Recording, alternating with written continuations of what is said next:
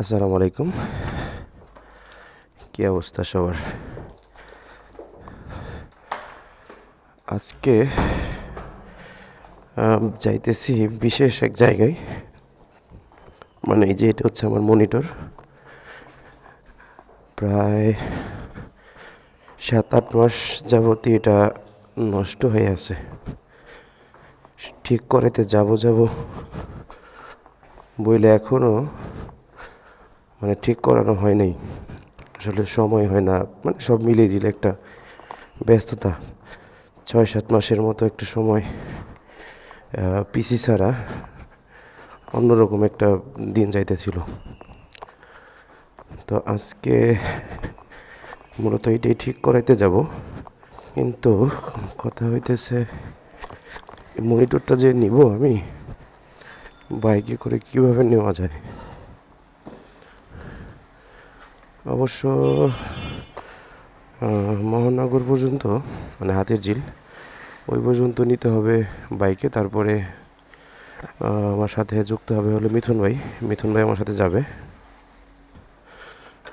তো দেখি আগেটাকে বাঁধার চেষ্টা করি। তো এই হচ্ছে এখনকার অবস্থা। আমি আসলে খুবই সাবধানতার সাথে এটা বাঁধছি অবশ্য,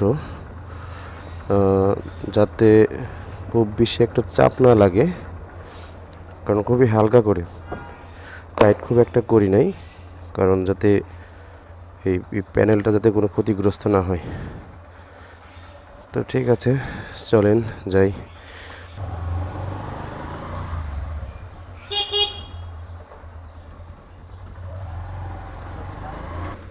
তো খুবই সাবধানে যাওয়া লাগবো, কারণ হলো ঝাঁকি লাগলে ডিসপ্লের বর্তমানে যে সমস্যাটা আছে তার থেকে বড় কোনো সমস্যা হয়ে যেতে পারে। তো এখন মেইন রাস্তায় চলে আসছি, আর আছি হলো গুলশান 2-এর একটু আগে। আর এরই মধ্যে মিথুন ভাইয়ের সাথে কথা হয়ে গেছে। মিথুন ভাই বাসা থেকে রেডি হইতেছে, রেডি হইলেই একসাথে চলে যাব। যে বিষয়টা আসলে না বললেই না, আমি কম্পিউটার বিষয়ে খুব একটা কিছু জ্ঞান রাখি না। তো মিথুন ভাইয়ের সাথে আমার পরিচয় 2000 প্রায় 20 সাল থেকে। তো এরপর থেকে কম্পিউটার কোনো বিষয়ে কোনো দরকার হলে, ধারণা দরকার হলে, কোনো প্রবলেম হইলে আমি সেটা মিথুন ভাইয়ের সাথে শেয়ার করি সবসময়তেই। কারণ হলো আমি কম্পিউটার সম্পর্কে খুব একটা বেশি কিছু জানি না, জাস্ট চালানোর খাতিরে যতটুকু প্রয়োজন অতটুকুই জানা আছে আর কি। হার্ডওয়্যার কিংবা সফটওয়্যারগত কোনো প্রবলেম, সেটা টোটালি আমাকে হেল্প করে হচ্ছে মিথুন ভাই। আর এই মুহূর্তে গুলশান 2-এর সিগনালে পড়ে গেছি।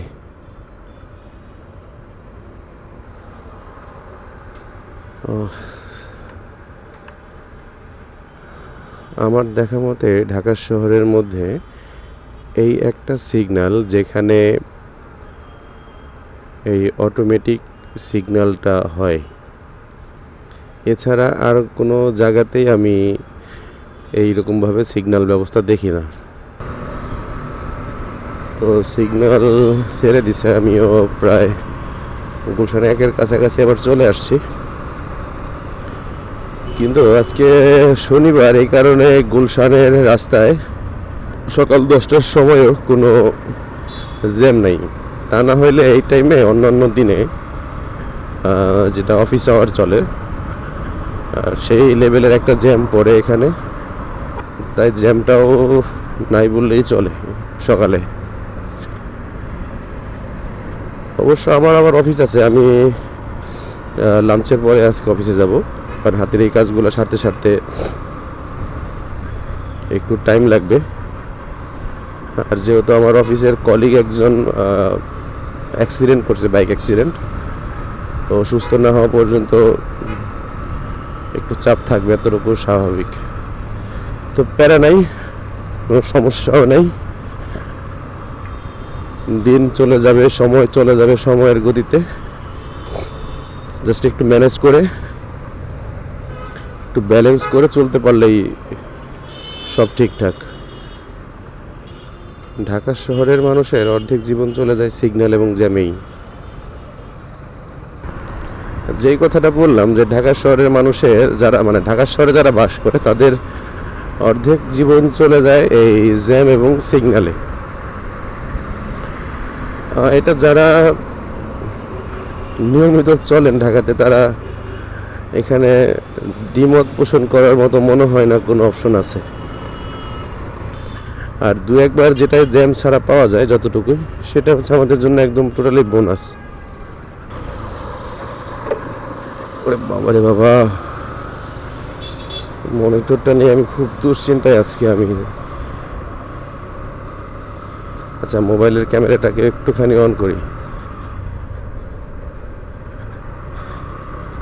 আর এই মোবাইল ভার্টিক্যালি সেট করছি একটা, সেটার কারণ হলো আমি গতকালকে মানে রিলস ভিডিও বানানোর জন্য যেভাবে রাখা হয় ভার্টিক্যালি, সেটা ওইভাবে রাখলে দেখলাম যে ওই ভিডিওটা যদি আমি পরে অ্যাড করতে চাই তাহলে খুব একটা ভালো দেখাবে না, জাস্ট অল্প স্ক্রিন চলে আসবে এই ব্লগিংয়ের জন্য যে ইয়েটা আছে, রেগুলার যে ভিডিওর যে সাইজটা থাকে। তো এই জন্য মোবাইলটাকে এভাবে কাট করে রাখা হয়েছে। অবশ্য মোবাইল রাখার এই হোল্ডারটা এদিক সেদিক মুভ করা যায়, এই কারণে আমার জন্য এত বেশি হেল্পফুল হয়েছে। সামনে মিঠুন ভাই থাকার কথা। এই তো পাবলিক এখানে।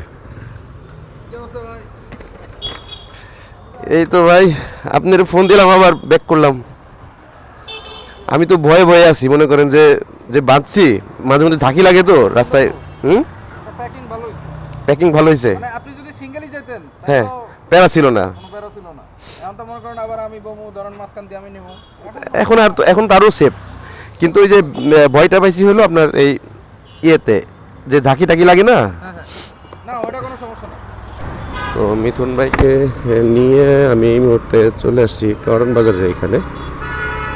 তো এখন যাব হচ্ছে আমার এই মনিটরটা ঠিক করাইতে।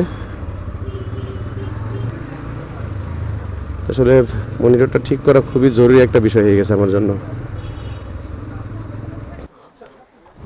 ফয়সাল ভাই, এটা কোন জায়গায়? ও, ফোনই বন্ধ না? হুম। ও,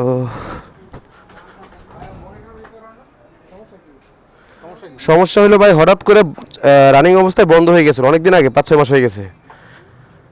তো এরপর আর চালু করতে পারি নাই।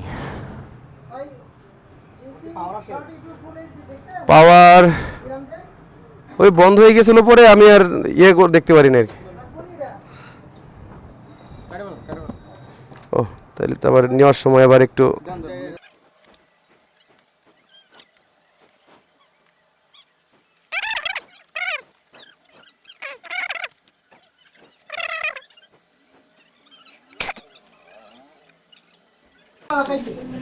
তো যে বিষয়টা হয়েছে এটা হলো একদম এই সার্কিটটাই গেছে পুরো। লাইটটা মারি, ঠিক আছে, লাইট মারলে আর একটু, এই যে একবারে পুরো সার্কিটটাই পুড়ে গেছে। যখনই এই একটা বন্ধ হয়ে গেছে, এই পাশে একটা গন্ধ আসছিল, গন্ধ আসার সাথে সাথে আমি পাওয়ার অফ করে দিছি, আর চালাই নেই। আমার ধারণা ছিল যে ভিতরে কিছু একটা পুড়ে গেছে, তো ওই সময় ভালো করছি আর কি। তো আমি ওই সময়, হ্যাঁ এই যে পুড়ে গেছে একদম। তো আমি ওই সময় সাথে সাথে ভালো করছি কি যে আর পরবর্তীতে আর কোনো পাওয়ার অন করি নাই, তা নইলে এর থেকে আরো বেশি ক্ষতি হতে হতো, তাই না? এই হচ্ছে অবস্থা। আর এটার উপর সারতে আমার এখন লাগতেছে, এটা বলতেছে 2500 টাকা। যে দেখি ভাইয়ের আর কি কোনো কম টম নেই কিনা।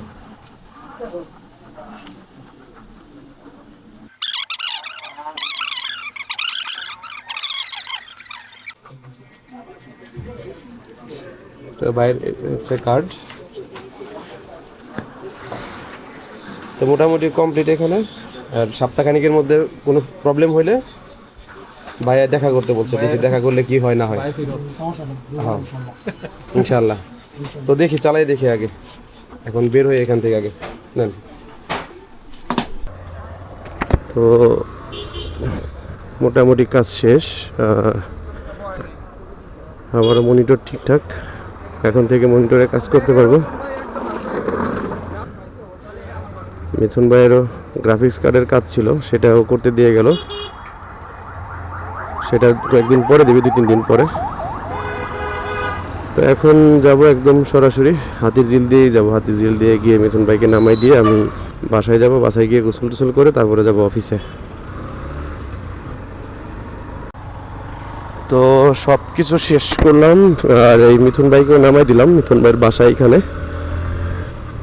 আর সব থেকে আমার ভালো লাগার যে বিষয়টা সেটা হচ্ছে আমার মনিটরটা অল্পতেই ঠিক হয়ে গেছে। আমি তো ভাবছিলাম যেভাবে পুরা গন্ধ আসছিল এতে বোধ হয় না জানি কি হয়ে গেছে। আমারটার এই যে সার্কিটটা চেঞ্জ করা লাগছে, বাকি সব যে প্যানেলটা বা বাকি সবই ঠিকঠাক ছিল, জাস্ট খুলছে, সার্কিট বোর্ডটা পুরোটা চেঞ্জ করে দিছে আর ওকে। আমি তো ভাবছি যেমন না জানি পুরোটা মানে কত টাকা লাগে, তো 2000 টাকার মধ্যে হয়ে গেছে। জানি না এর থেকে কমে পাওয়া যায় তো কিনা, আর যাচাইও করি না কোথাও। আমার যে হয়েছে এটাও আমার কাছে অনেক বেশ একটা জিনিস, আর সময়ও হাতে অল্প, যে সময়টা নিয়ে গেছি কারণ এসব অফিস করতে হবে। মানে অফিসের এই ফাঁকে কোনো কিছু করতে গেলে টাইমটা এমনভাবে মেনটেন করতে হয় যেটা না করলেই না, কারণ আমার অফিস যেহেতু করতেই হবে। তো কথা বলতে বলতে চলে আসছি বাসার কাছাকাছিতে, এখন বাসায় যাব।